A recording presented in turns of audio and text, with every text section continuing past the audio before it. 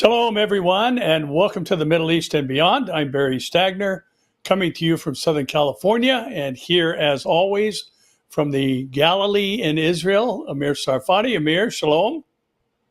Shalom, Pastor Barry. Not a dull moment here in Israel and in the Middle East, and we have so much to talk about, even on events of the last 1 hour.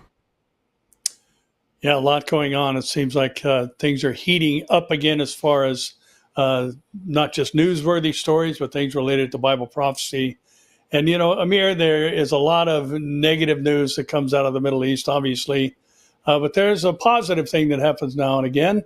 And something developed in Iraq with a Princeton grad student who is of Israeli-Russian heritage. And maybe you can talk about how this kind of relieves some of the stress that's going on over in Iraq between Israel and really the rest of the world, the Western world, that is, by this release of this woman, held for some 2 years now. Yeah. So last night, President Trump announced, he was the first to announce, and after he did, the Iraqi prime minister did, and the Israeli prime minister did as well. President Trump basically said the following thing, and I'll read now from his tweet. I'm pleased to report that Elizabeth Tsurkov, a Princeton student whose sister is an American citizen, was just released by Qatar Hezbollah. It's basically the battalions of Hezbollah, and is now safely in the American embassy in Iraq. And after being tortured for many months, I will always fight for justice. Never give up. Hamas, release the hostages now. And so that was President Trump. Elizabeth Tsurkov, we prepared, but by the way, that's Benjamin Netanyahu's one. Today, hostage Elizabeth Tsurkov, an Israeli citizen, was abducted in Iraq in March of 2023, was released. And just so you know, we prepared a small graphic infographic on who Elizabeth Tsurkov was. So first of all, we're talking about a Russian-Israeli academic from Princeton who was working on her PhD in political science, research that focused on sectarianism, nationalism in the Middle East. She traveled in January of 2023 to Iraq. And a couple months later, she was abducted by Qatar Hezbollah. This is the Iraqi branch of Hezbollah, and this is not part of the Lebanese organization. It was abducted on March 21st. This is another Iranian-backed militia, held for 903 days under harsh conditions, and yesterday she was freed. And when you read carefully between the lines, Pastor Barry, and I read quite a few articles about her. The reason why she was released, the terrorists admit they were afraid that Israel will assassinate them, which basically leads to most of our topics today, because and that tells you how effective these assassinations of terrorists are. They're afraid, and when they're afraid, they make concessions. They do some twists and bends, and as you can see, they decided not to destabilize their region under the pressure of the Iraqi government as well. They moved her to the U.S. Embassy. She already landed in Israel. She's now being examined in a hospital in Tel Aviv and being reunited with her family. But these are good news. And by the way, when you say bad news, the rest of it is bad news, I don't think the rest of it is bad news. When we strike terrorists in Doha or in Yemen or in Lebanon or in Syria, these are good news. There's a big fight between darkness and light, evil and good in the Middle East. And it's always important to be on the right side. And when the enemy is on the run, it's a good thing. So yeah, Elizabeth Tsurkov has been released. President Trump was the one to share the news. Following him, the Iraqi prime minister, the Israeli prime minister. Look, there has to have been some payment for that. Israel probably will somehow at some point release some people that are important to Kataib Hezbollah in Iraq, but we'll do that in due time. If you remember from last week, we still need to settle the score with the Iraqi militias. They killed 2 of our soldiers last year, and we haven't touched them yet, and they know that it will come. I think one of the reasons they released her is because they want to soften the blow that is surely going to come upon them. Yeah, apparently they've been watching the news, what's been going on around the Middle East arena, so to speak. And Amir, our next story reminded me, I think it was 2015. I was in Jerusalem, and the very first car ramming attack happened, and at a train station where a mother and her 2-year-old were struck by a vehicle, and that introduced another terror tactic into your country, and it continues to this day. And yesterday, Jerusalem saw another tragic event, a terror attack. 6 Israelis were tragically lost their lives. And again, this just seems to continue on and on and on, even though the tactics may change.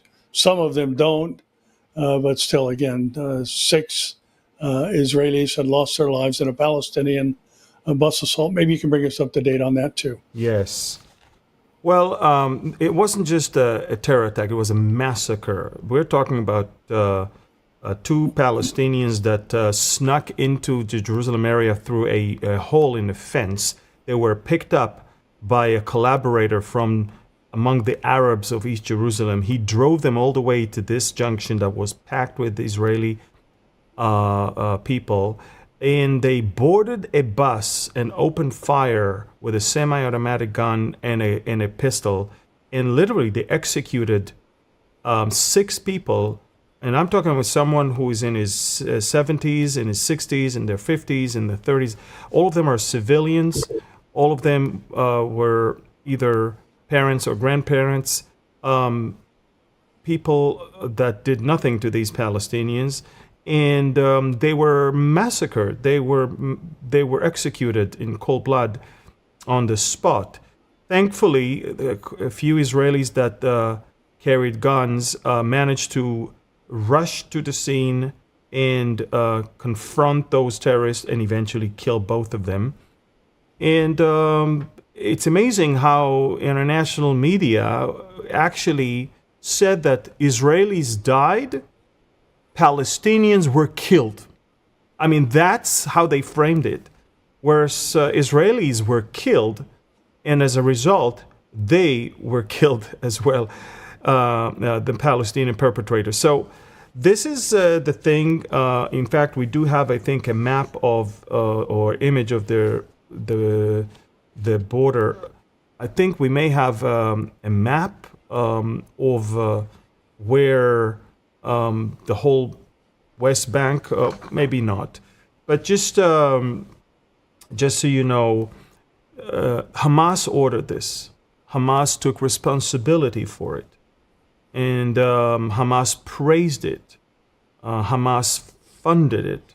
These were people that were affiliated with Hamas. Now, it's very interesting, Pastor Barry. I saw yesterday a poll that says that there are more Palestinians in the West Bank, in Judea and Samaria, that are praising October 7th and praising Hamas than there are in Gaza. And the reason is, look what's going on in Gaza. The Gazans can feel the ramification of what they did, and they are no longer thinking that it was a good idea. But the Judea and Samaria Palestinians are still living comfortably in relatively in peace. And I think it's about time for the Israelis to raid those villages, demolish their homes, and I guess treat them as ticking bombs. And that is the whole thing. Now, the Palestinian Authority indirectly condemned the Jerusalem attack, but they didn't say we condemned the Jerusalem attack. They say that we condemn any harm to civilians. That's what they said. But the thing is this, at the same time, the channels that belong to the Palestinian Authority praised this attack. And remember, the Palestinian Authority has this pay-for-slay policy where they actually pay for every Palestinian terrorist that is sitting in Israeli jail. They pay him by how long he stayed, which means by how severe the crime was. The more you kill, the longer you sit, the more money you get from them. So obviously, this is something that is encouraging terrorism rather than condemning them. So this double tongue, saying to the world we condemn, but paying to terrorists when they do that, this is something that they may be able to fool the world, but not us. I think the Palestinian Authority is a terrorist organization that has to be toppled. Israel has to control the entire area of Judea and Samaria and let families run those cities under our control, militarily. But the Palestinian Authority as a body is very corrupt, and in their school books they teach that there is no Israel. They teach the Palestinian children to hate us. So this whole thing has to be gone from the world, and the sooner the better. And I hope that once European countries are going to unilaterally declare or approve a Palestinian state in the UN this month, I hope Israel will be smart enough to impose a sovereignty over most of Judea and Samaria for the first time and forever, I hope. So only the pockets of the main Palestinian cities will be left in their hands to be governed by them, and that's it. Their dream of Palestinian state may be approved and praised in the UN, which is the United Nothing. But on the ground, it is nothing but a dream but not a reality. It's two different things. I mean, everybody's praising them and everybody wants to support them. Everybody wants them to be a state on the paper, but in reality, it's exactly the opposite. The more we move forward, the further that dream is from them. And I really hope that by the end of this year, Israel will not only finish with Gaza, but will also impose sovereignty in the Judea and Samaria, and will maybe then be able to finally get some peace in this area. Yeah, Amir, I think we're all waiting for the International Criminal Court to condemn this as a war crime, and I think we got a long wait for that. Again, liberal media, all the woke media, the progressive media, silent on these issues, and in their minds it's justifiable rage on the part of the Palestinians. So again, what a delusional age we live in. And these annexation threats and these Palestinian statehood pushes that we're seeing from many in the international community are kind of a push and a pull, if you will. What's going on, as you just mentioned, Israel declaring sovereignty over these areas. This is biblical Israel. And, this whole West Bank thing and all that's a bit of a misnomer. But, again, this is land that God gave to the Jewish people, eternally, unconditionally covenanted to the descendants of Isaac through Jacob. And it's unbelievable, the silence out there on the heels of what just happened in Jerusalem. And yet, if the roles were reversed, if civilians were killed because Israel took out some type of terror cell that was meeting in a school or a hospital in Gaza, the outcry would be huge. Yeah, I think that also we have to remember there is a plan already of Finance Minister Smotrich. He already drew a map with a proposal to extend Israeli sovereignty over 82% of Judea and Samaria. the U.S. State Department also imposed sanctions on the Palestinians' non-governmental organizations that assisted the ICC against Israel foreign minister against Israel. Let's look at the map of the sovereignty that Smotrich proposed. As you can see, the only thing left in yellow is the pockets of Hebron, Jericho, Ramallah, Nablus, and all of that. But that's it. The rest will be under Israeli control. By the way, including the city of Bethlehem. We want the city of Bethlehem to be back a Christian hub and not what it is right now. Also, the International Criminal Court has relied on Palestinian non-governmental organizations Al-Haq, Al-Mazen, Center for Human Rights, and the Palestinian Center for Human Rights in its political crusade against Israel. These are all Palestinian organizations that are out there just to call for the destruction of Israel. So everybody's relying on them to make their decisions about us. And so U.S. Secretary of State Marco Rubio made a very, very important moral decision in standing with Israel when he actually condemned those organizations and basically revoked the visas of the Palestinian Authority and delegates that wants to come for the UN General Assembly meeting later this month, because if the Palestinian Authority is paying for terrorists, the Palestinian Authority is a terrorist organization. So this is it. And I think Governor Huckabee, who is now the ambassador of America to Israel, Huckabee posted also his support. Okay, so he posted his support also, and you can find all of these things on my Telegram channel. So, these are important things that we see coming from America. Huckabee and Rubio, the White House is fully on our side. But unfortunately, other countries like Spain and France and the UK and others, they're on the other side. And there is chaos in those countries. And the chaos is from that unholy triangle of the Islamists and the far left and the Nazis, basically. So look what's going on in France today. France is burning. Look what's going on in Belgium. They need the military to walk in the streets of Belgium right now. I mean, you can clearly see that all those countries that are coming against Israel, they really don't do that because they really think we're on the wrong side. They try to appease their own people, but it doesn't help them because they already allow the monster into their country.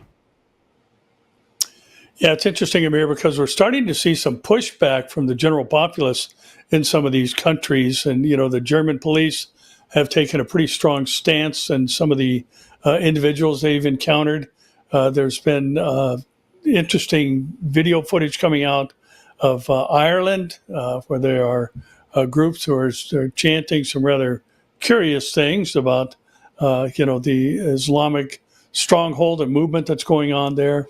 There's even been some pro-Israeli marches in London. And, London I think and also in Australia, I think, in Bondi.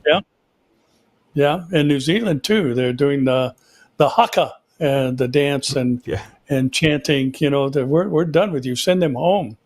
But the prophetic implications of this, Amir, I think are pretty significant, because if we consider the fact that this is moving from military engagement to individuals who are now standing up for their countries because the government hasn't. There's coming a time early in the tribulation period where people are going to turn on one another, and under the right or the red horse, they're going to kill one another. We've got this massive global tension that I think is unprecedented happening right now. And could that feed into what the rider on the red horse is going to do? Well, very possible. But we're seeing the necessary mentality already present in the world today. So wild and interesting time to be alive, to be sure. And Amir, looking at what's going on in your neighborhood, so to speak, there was a strike that shook up Hamas and potentially eliminated some of the higher echelon of command there in Qatar. So maybe you can talk about that story as well and the potential implications of that. Yeah. So we don't really know the outcome of this strike. Yesterday, Israel sent 10 fighter jets all the way from our territory across Iraq. And we reached a position where we launched precision-guided missiles that hit the headquarters of Hamas in Doha, Qatar. Take a look at this one. This is the CCTV footage that shows you the precision-guided missiles that hit. We're talking about massive explosions that should have killed anyone who was, if he was there in this particular room in that particular house. It should be noted that this is the only target that we attacked in Doha, Qatar. We did not attack government targets, military targets. We attacked a villa that is housing the top Hamas terrorists that are sitting in Doha comfortably.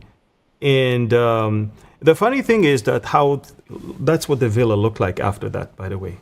As you can see, the villas behind were not damaged. Anything around was not damaged. It was a very sophisticated new type of missiles that I cannot share. I cannot share what it exactly was. But look at this map and see that the aircrafts left Israel around 2 p.m.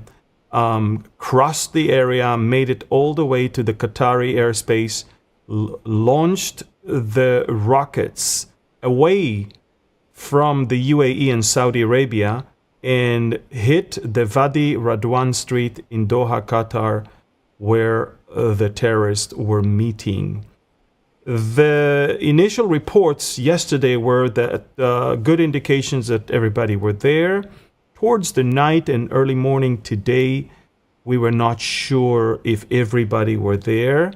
We're still waiting. It takes always at least 48 hours, sometimes 72 hours to know.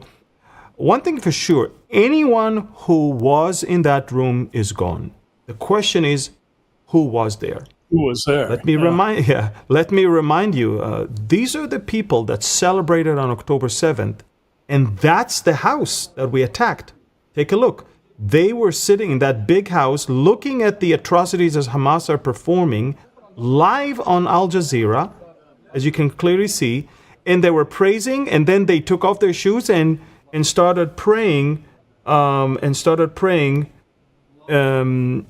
to give thanks to Allah. All those people that you see right now should be dead. First of all, Ismail Haniyeh, who led that prayer, is gone. We killed him in Tehran. We killed Salah El-Aruri to his left in Beirut.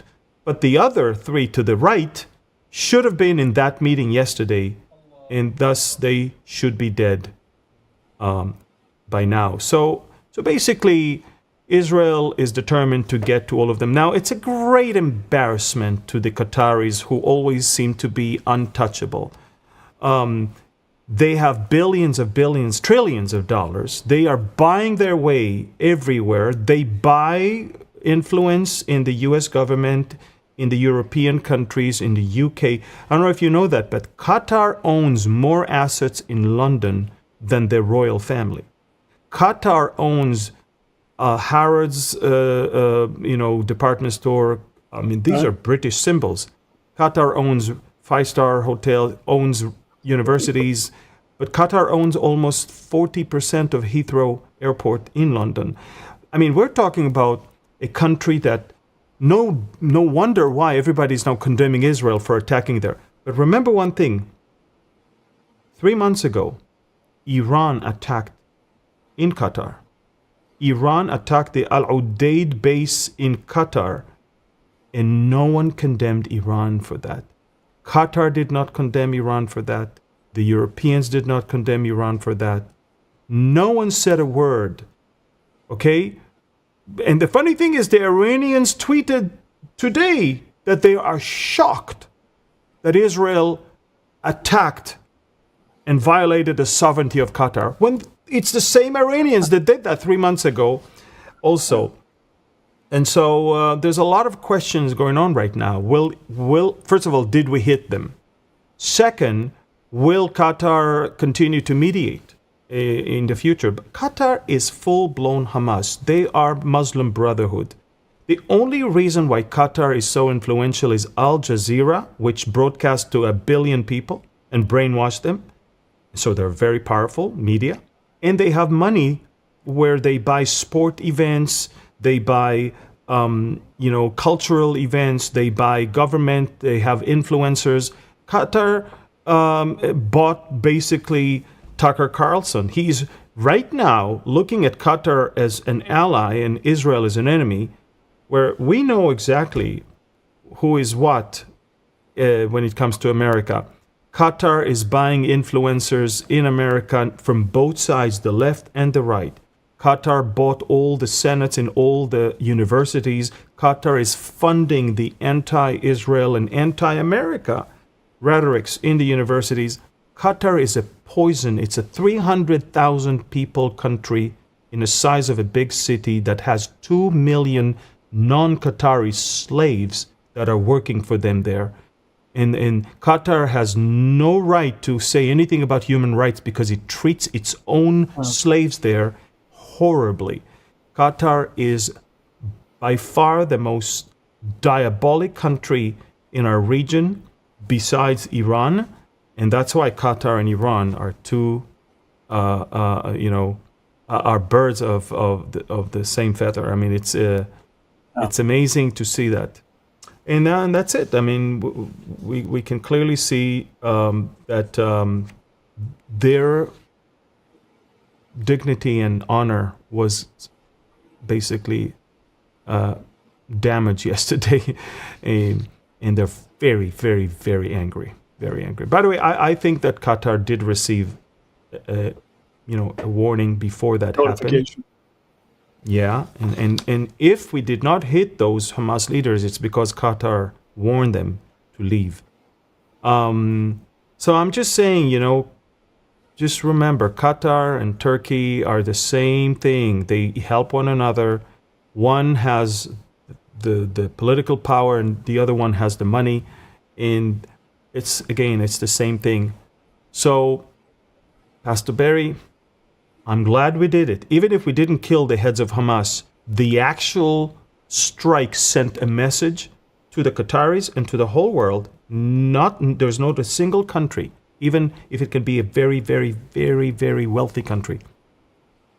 No one is immune when it comes to housing and harboring Hamas terrorists. We will get them everywhere, one by one, until everyone that is responsible for October 7th is few feet under the ground.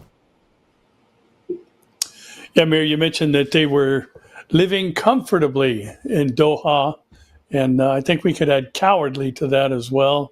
Yes, Not being even with the people that they say they are leading. And it also reminds us, Amir, that the international community has funded this villa, and a lot of the monies that spent on terror tunnels and the other things that we know they have used billions of donated dollars to do. They also finance this lifestyle for these leaders of Hamas to stay outside of their own country and live in the lap of luxury, so to speak. So yeah, and one of the reasons we did that, Pastor Barry, is because when you live in comfortable life in villas and 5-star hotels, you don't suffer. And when you don't suffer, you are not rushing to find a solution to the problem. The problem that Hamas was refusing to release the hostages and sign a new deal is not because of Hamas in Gaza. It's because of Hamas in Doha. The people in Gaza already can't wait for a deal. They can't wait for a ceasefire. But Hamas in Doha, they don't care. They don't suffer. They don't feel anything. They eat, living like they kings. drink. Exactly. So they were the problem. If somebody says to me, Amir, what you did yesterday harmed the negotiation, I say, you don't know what you're talking about. They were the problem. if anything now, if they're all gone, I think it'll be easier to talk to the people in Gaza because they are desperate for a ceasefire. Yeah, and the news continues to come out of Gaza City. Again, tragically, the loss of IDF soldiers killed by Hamas, but there's still continued efforts to notify people and kind of finish the task, so to speak. So what's going on in Gaza City? Yeah, well, first of all, for the first time since the beginning of the war, Israel issued an official evacuation order to all the people of Gaza City for the first time.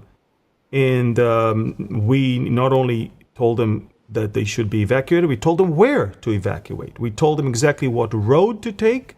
We told them even today what were the areas where they can actually pitch their tent there and be fed by the distribution center, have water there, electricity, and even available hospitals there if they need. So Israel has prepared a humanitarian area north of the city of Khan Yunis. And one of the other things that we started doing is basically toppling all the towers that Hamas was using. Tower is anything above 8 stories. Hamas was using those buildings for cameras to look at IDF troops, and also some of the apartments to house terrorists. And some of them were actually covering shafts and tunnels where they were meeting. So take a look at this is from today. A tower that was standing there received evacuation notification, and a few minutes later, it was gone. We destroyed over 80 towers in the last 3 days, and apart from that, more than that when it comes to buildings and houses that were used by Hamas. So I said that last week. The skyline of Gaza is changing completely, and you won't see anything standing too tall anymore. The idea of the Israelis is to completely destroy any terror infrastructure and not to allow them to recover. And for the Gazans, by the way, I say you will have nowhere to come back to. And by the way, the IDF spokesperson released an interesting infographic about what's happening in Gaza City for dummies. Because a lot of people don't understand what's going on. The IDF needs to fight a jihadi terrorist group that is holding 48 Israeli hostages for over 700 days and is refusing a deal to release them. The same jihadi group threatens to carry out another million October 7th when given the opportunity. Gaza City is their main stronghold, with areas we have not been in since October 7th.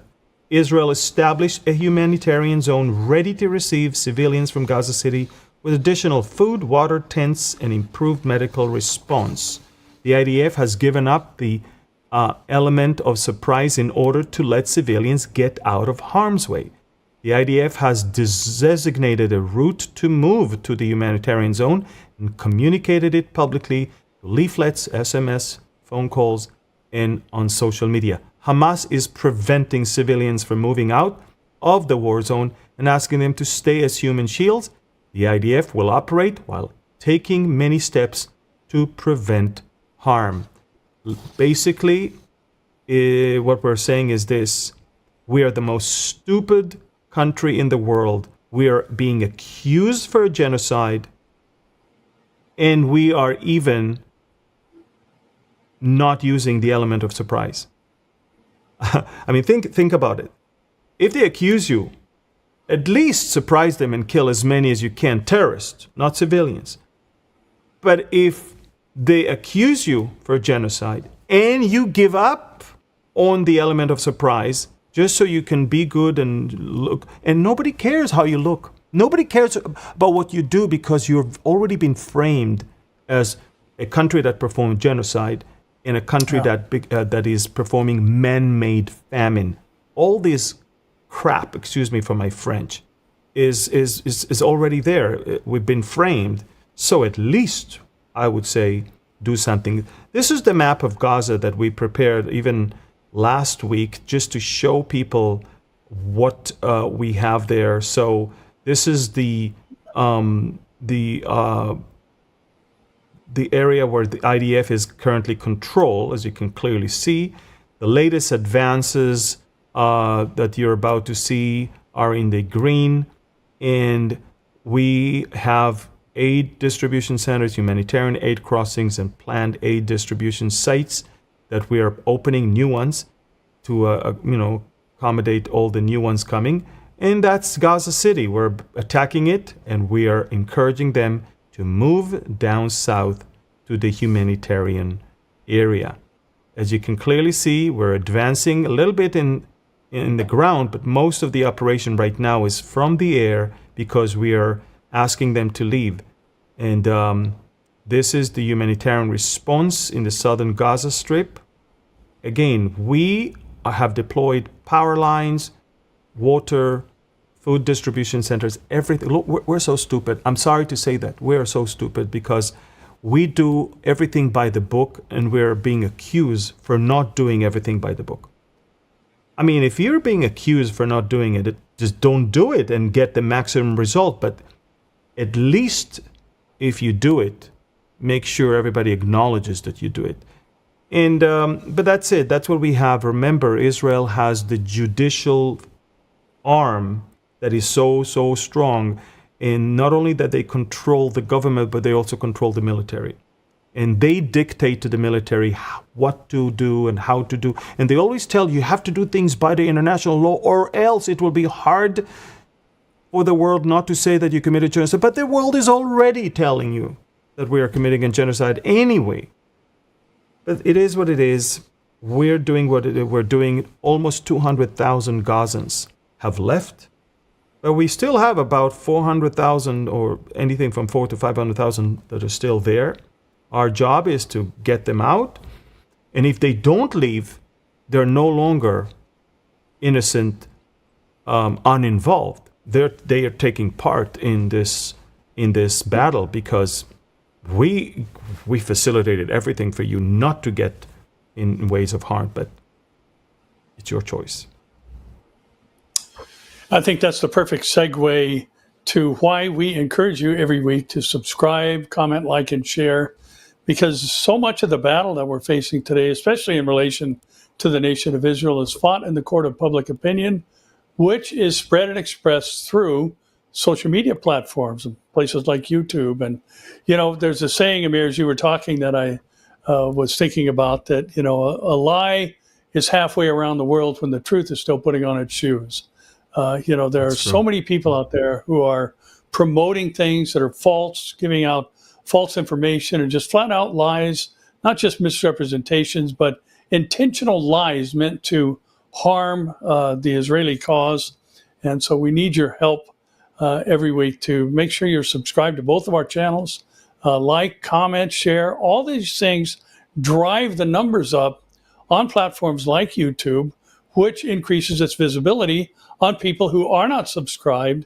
When they open there, I'm sure all of you know, when you open YouTube, there's a series of clips there and the link to watch them.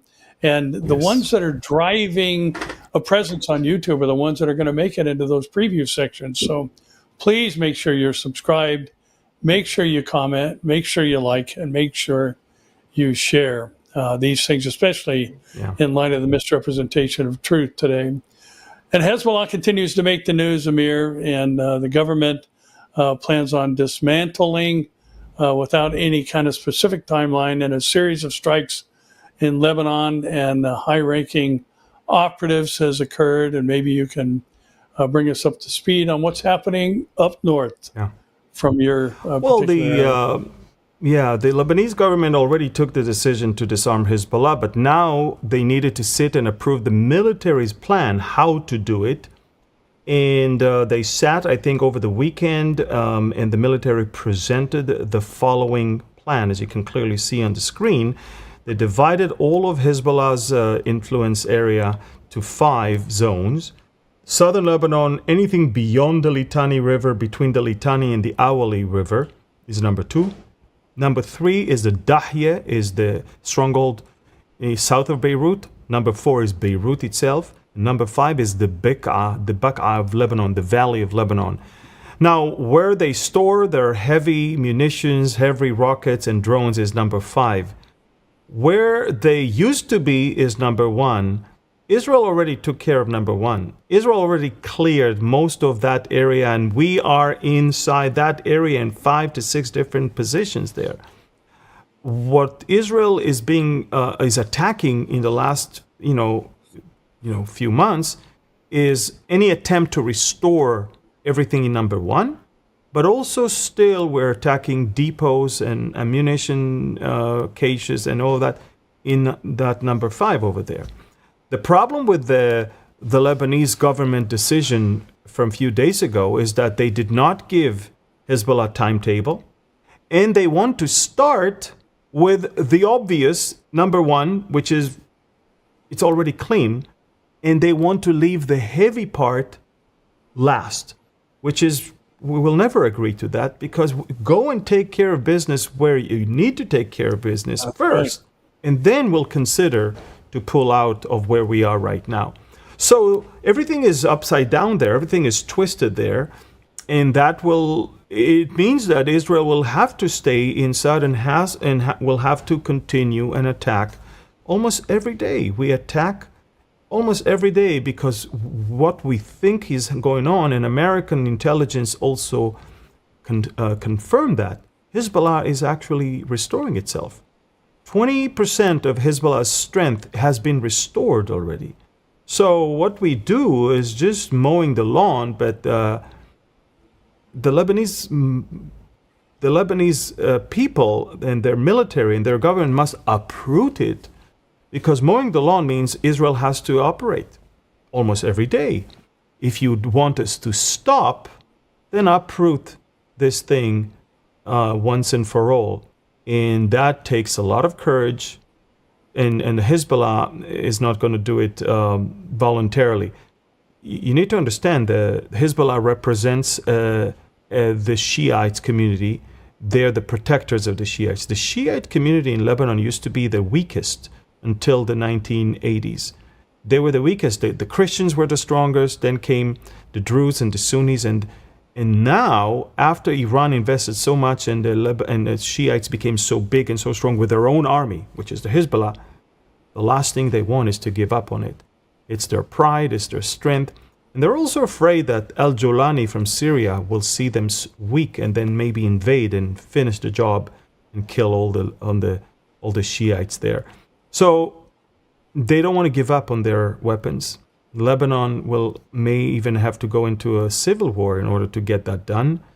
And until that happens, Israel cannot and will not let its own troops out because we cannot afford that.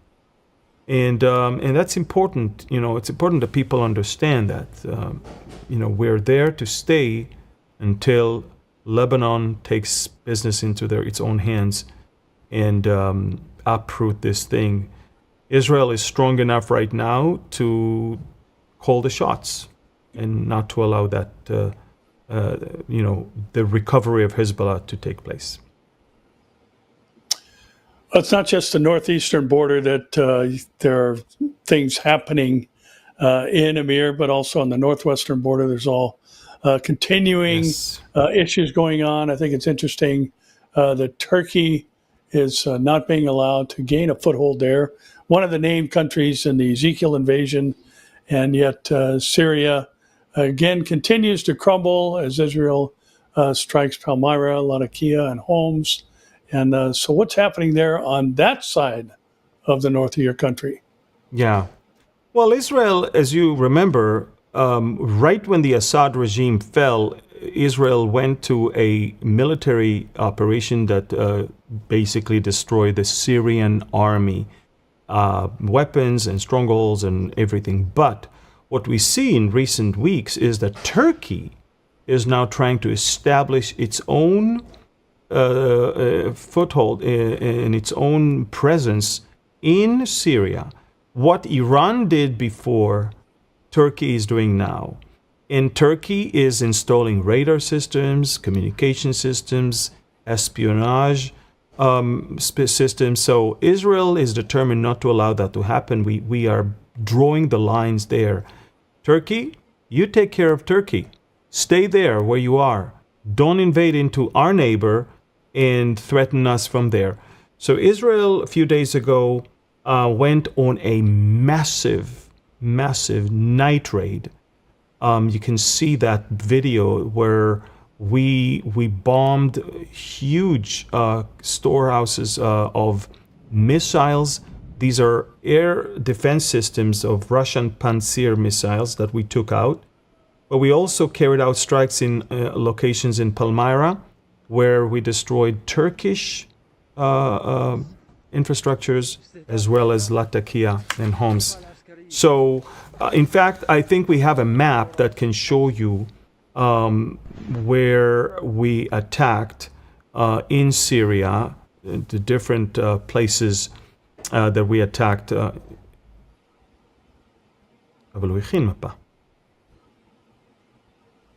All right, so I guess we don't have the map.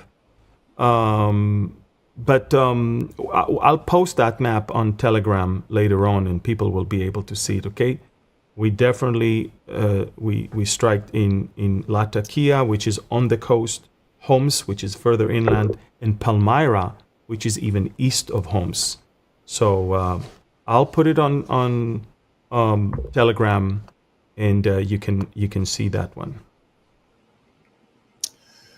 And Amir, there's activity that continues with the Houthis, and they're not just targeting, Tel Aviv and the Ben Gurion airport, but now there's been a strike down by Eilat at the Ramon airport, and Israel, as the headline here reads, is prepping to respond. So, what's happening there?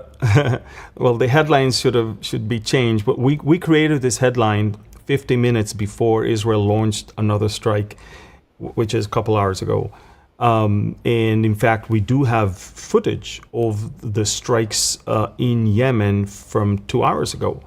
Israel launched a massive operation. We sent about 10 fighter jets that dropped over 100 munitions in quite different locations. We attacked military camps. We attacked oil depots, oil reservoirs, fuel reservoirs. We attacked the propaganda center of the Houthis. Take a look at this video from, like as I said, 2 hours ago.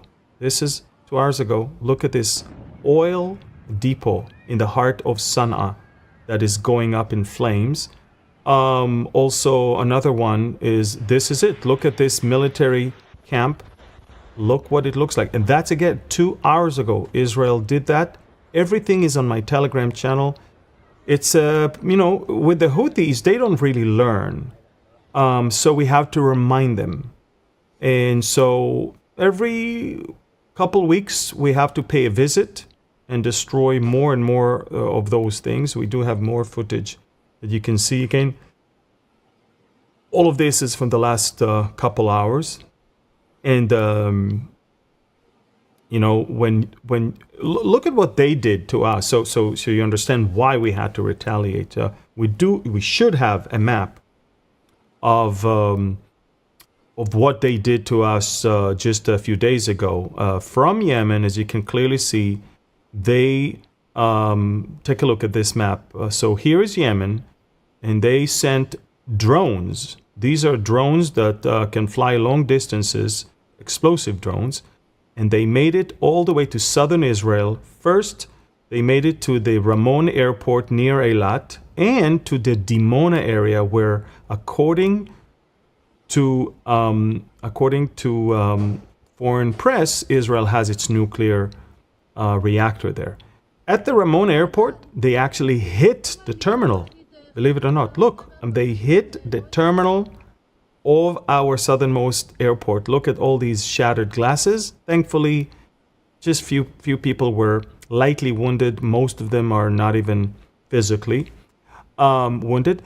And when it comes to Dimona area, we intercepted them.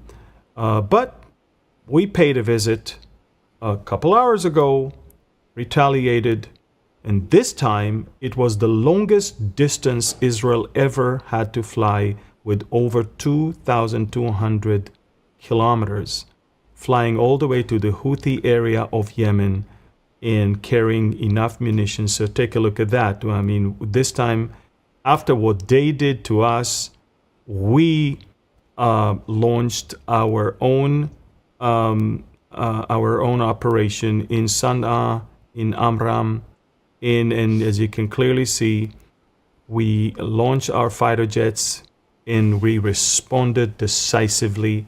All the footage, all the videos, and all the information on my Telegram channel.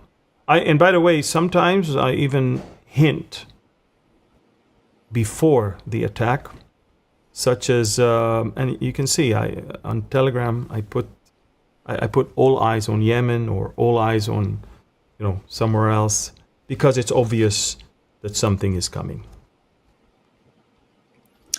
Yeah, Amir, it's curious that Russia remains in the news and kind of a bit disturbing, and I think it falls under the Wars and Rumors of Wars headline. But now Poland has been invaded by Russian drones, and Belarus continues to be supportive amid Putin's tests, and we're just hearing, rumors of war spreading out beyond the Ukrainian-Russian conflict, and seems as though a warning shot was fired at Poland. So what's been going on there? Well, I mean, last night we were the closest we've ever been to World War III. And in fact, the Polish Prime Minister said we are in the closest situation to an armed confrontation since World War II. That's how we described it. We're talking about over 100 drones that flew from Belarus. Now, you're saying, wait a minute, I thought it's Russian. Yeah, there is Russian presence in Belarus. They're preparing for Zapad 2025. It's a joint military exercise. So as they build up their military force, they use it as it's much closer. And they flew via Ukraine all the way to eastern Poland. And as I said, 100 drones and a few missiles. And it is an attack on a NATO member. Poland is a NATO member. And during the night, I was up most of the night because of that, because you never know. I was amazed that the Russian Ministry of Defense clearly stated that anyone that stands with Zelensky will also pay the price. In other words, not only that they said it's a mistake, they did not say it's a mistake, they actually said, we did it on purpose to send a warning to you. It's no longer that Russia is fighting Ukraine. Russia, as of last night, expanded its fight against anyone that assists Ukraine, and Poland has officially become a front line. And so I think Putin is testing NATO. He will tell you that NATO was testing him, and that's why he started the war with Ukraine. And again, Poland announced that it found debris of 7 suicide drones. I have the footage on my Telegram of the drones that they found. And I can also tell you that Article 4 on the Charter of NATO has been invoked, which is emergency consultation when one of the members feels that it's being threatened. And that is Article 4. Article 5 is when one of them has been attacked and the rest are coming to help. By the way, this house that you're about to see now has been damaged by one of the Russian drones. Allow me to show you the map of how it all happened. As you can clearly see, there's the map of massive Russia and of Belarus next to it, and of Ukraine and of Poland. And then, of course, that's the area where there's debris of Russian suicide drones and missiles that they found, all that area. And some of it was even as far as the northwestern part. So quite a long distance. During the night, NATO fighter jets were flying low, trying to hunt those drones. So unprecedented collaboration of NATO members sending F-16s, F-35s from Holland, from Poland, and also some other reconnaissance planes. The U.S. congressman, from Joe Wilson, basically said the following thing. He said, Russia is attacking a NATO ally, Poland, with Iranian Shahed drones less than a week after President Trump hosted President Narvosky at the White House. This is an act of war, and we are grateful to NATO allies for their swift response to war criminal Putin's continued unprovoked aggression against free and productive nations. So as far as a U.S. congressman, it's actually an act of war. Again, last night we were that close to a beginning of World War III. And if Putin is going to continue and expand the attacks on more of NATO members, such as others that are providing help, then it's going to become a war. And as I said, I think Putin is definitely testing NATO right now. And I'm not sure he's very intimidated by what he saw yesterday. No, Amir, it's interesting as you're talking. I was thinking about the fact that here you've got these power-hungry men who are influencing the events of the world. You've got Putin, who wants to see the restoration of the glory days of Mother Russia. You've got Erdogan, who wants to become the Sultan over the reestablished Ottoman Empire. You've got the Shia Iranians, at least the leadership, that wants to see that global caliphate established. And we are headed toward a time where there is going to be one guy who's running the show of the whole planet. And thankfully, we won't be here when that happens. But our next story, Amir, I think is interesting because it is a major contributing factor to the mentality that's necessary for the events of the tribulation to take place as far as individual response to the Antichrist. And, we've had some of the debates, Dinesh D'Souza and others. I've seen people make comments that in some of their, open meetings that they've had on college campuses and elsewhere, where words are equated to acts of violence. And here in the UK, it seems like the sun has set on the British Empire, at least mentally and emotionally, where the UK justice system is now arresting people for negative comments about transgender people and their ideology and their, if you read a Bible on a street corner, you can be arrested for that. It's considered an act of violence, where the Brits allow child rapists out of prison. They allow the migrant crime to continue. And Amir, this is, I think, just part and parcel of what is required for the whole world to go after someone who is empowered by Satan. Revelation 13 makes it quite clear that the Antichrist receives his power and authority, as does the false prophet, from Satan himself. And you can't get much more satanic than to say someone who is, disagreeing with a particular group's ideology needs to be arrested because they're committing acts of violence because of things they post on social media platforms. The world seems to be losing its mind more and more quickly every passing day.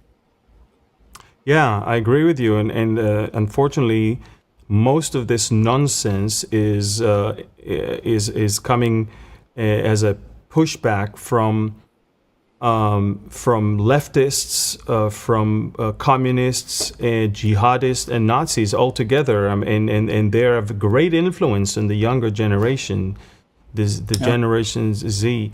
And by the way, that's why we really feel that we need to do something about that. And I don't know if I have this for us to show you, but Behold Israel is when you want to donate to Behold Israel, one of the sections you can actually donate to is actually to young adults tour. Exactly, young adults tour. So and the thing is, we bring them as scholarship based, basically. So your donation is paying for young adults from all over the world to come.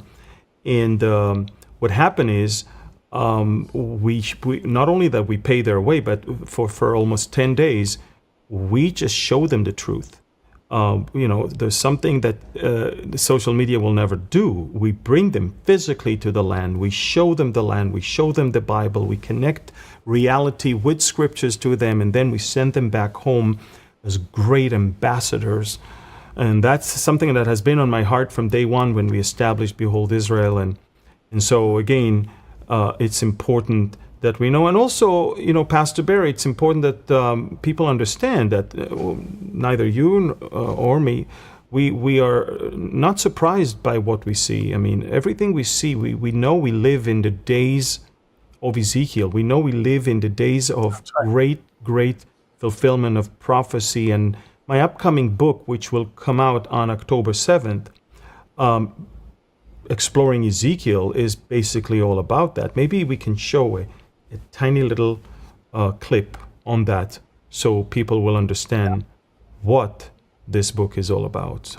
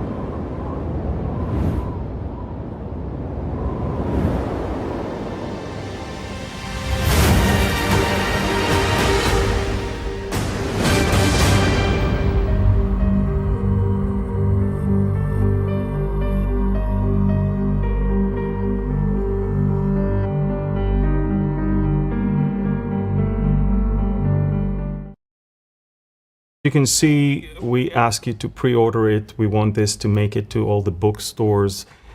Get more than one copy. Give it to your children, give it to your grandchildren, but also get the study guide so you can sit and study that in depth. It's super, super important. Pastor Barry, the battle is brewing and there is mass surveillance against people. What is that all about? Yeah, there's a company named Flock Safety that has basically instituted license plate readers, automated license plate readers. And, there's a lot of upheaval going on now, Amir, because this has been incorporated by ICE in tracking people. And, it's curious, again, that there's something that helps control fentanyl distribution, human trafficking, and combating against those things. And it's viewed negatively, and many people are up in arms because it's been employed by immigration control. And, looking and tracking people who've illegally entered the country has now become a great negative.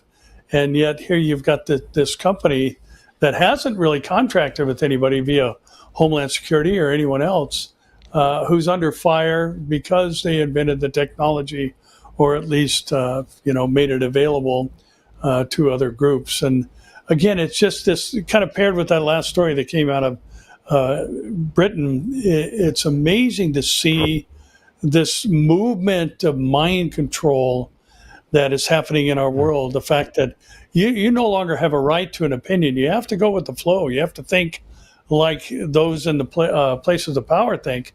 And again, this is going to ultimately be fulfilled during the tribulation, where the control is going to come down to allowing you to either buy or sell and take care of your daily needs because you either agree with or don't agree with the guy that's in power. And the stage is being set, Amir. We are so late in the game, and this company, has come under scrutiny by many in the public arena because of the fact that they're using this technology. ICE is using this technology, and this issue has divided our country just unbelievably. I don't understand, Amir, why people don't get illegal as part of the immigration problem that's going on. You don't have a right to sneak into any country, let alone our country, and yet people treat it like, well, you're a hate monger, you're a bigot, you're a racist, and all these other things, when all people are trying to do is just regulate the flow of people into their country. And using this technology, now here you've got those who are up in arms because technology is being used to assist the immigration authorities in our country. And flock safety is now under fire in the court of public opinion, again, like other countries. And it's bizarre to watch, our country, and any country for that matter, fall into such foolishness. And yet, here we are. Unbelievable. Yeah. And what about a lecture in a club in San Francisco about the Antichrist? Tell us a little bit about that one. Yeah, this is interesting. Peter Thiel, who is the founder of PayPal, and he's also a founding member of Palantir, which is a data mining company, is concerned about the usage of these types of technologies as a part of the Antichrist agenda during the tribulation period. And, I couldn't help but think in reading this article of what Elon Musk said. The biggest threat to humanity is artificial intelligence. And this guy is actually doing, who's definitely part of the technology world. He is doing a series of private lectures that are going to be held in a place called the Commonwealth Club in San Francisco on the Antichrist and how the Antichrist will most likely use artificial intelligence and technology to basically force its agenda on others. And it's actually sponsored by a group called Acts 17 Collective. And the lectures are going to be based on the theological and technological dimensions of the Antichrist. And I was kind of saddened to read the fact that none of these are going to be recorded or made public. But it's interesting that this guy who's in the technology field has married now these two things together that the Bible clearly states are going to be part of the Antichrist agenda and package, because we do know that there's going to be a man-made image that has life, apparently life breathed into it, that causes the whole world to go after the beast and worship not only the beast, but also the dragon. So, he's talking about some of the tactics that will be employed by this guy, using fear to impose global control.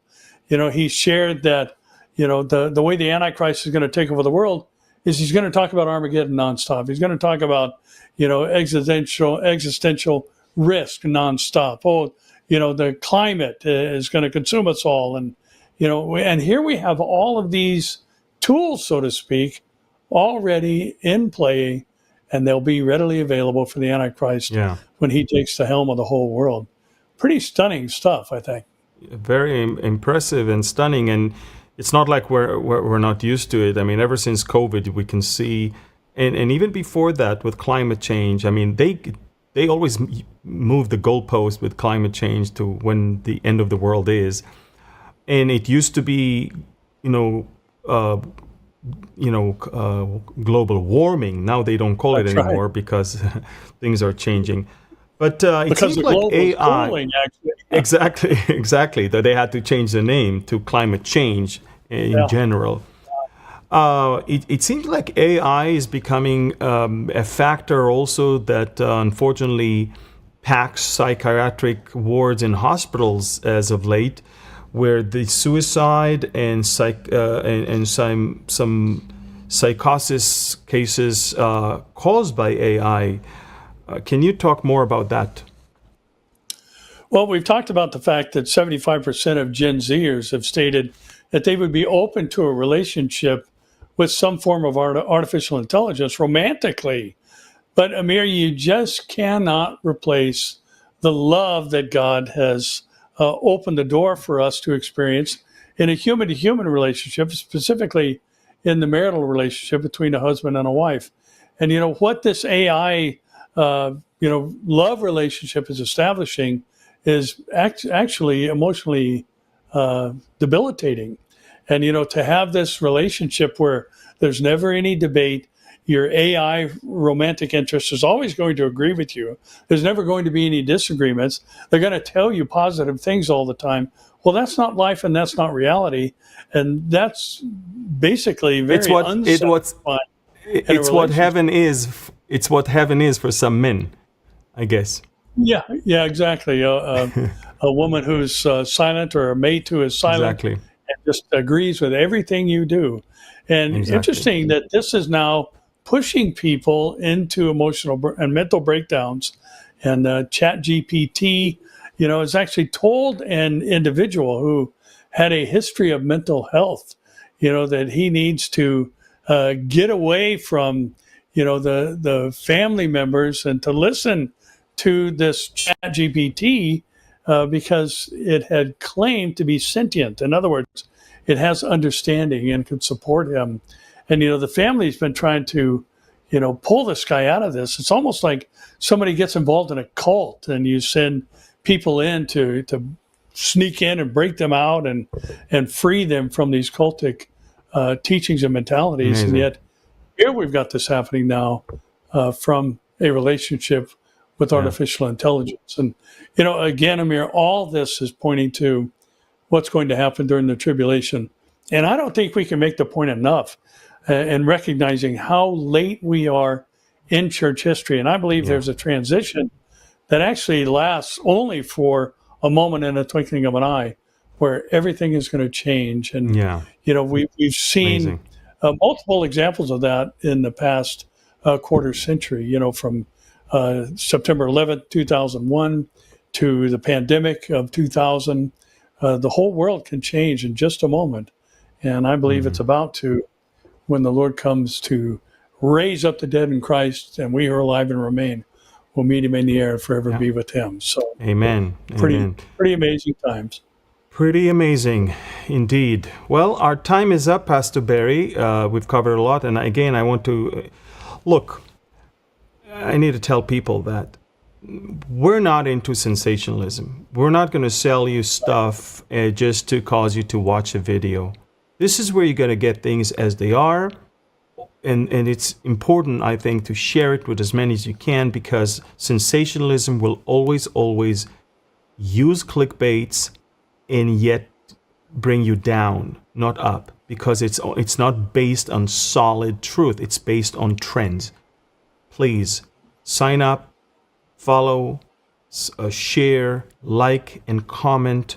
It's important to push the truth and not sensationalism as is. We also want to remind you, Pastor Barry and myself, we wrote a devotional, 365 days devotions on Israel and Bible prophecy. It's called Until He Comes. And it is already up there for pre-sale on Amazon. And this is the QR code you can already scan and pre-order it. But again, the book that is coming on October 7th, which I need your help to get to that number where it will get to the big major department stores so non-believers can get, is also Exploring Ezekiel.